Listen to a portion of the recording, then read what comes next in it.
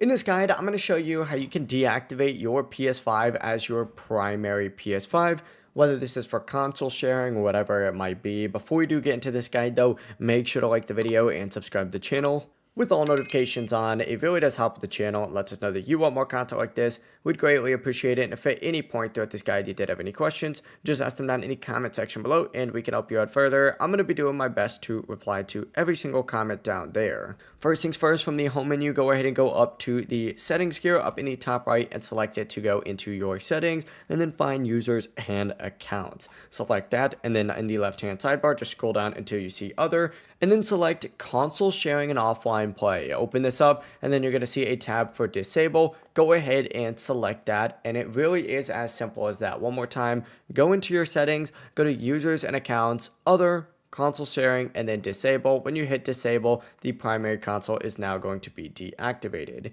If you did have any questions, just ask them down in the comment section below and we can help you out further. I'm going to be doing my best to reply to every single comment down there. Before you do leave this guide though, make sure to like the video and subscribe to the channel with all notifications on. It really does help us out, lets us know that you want more content like this. We'd greatly appreciate it. Have a great rest of your day though. Peace.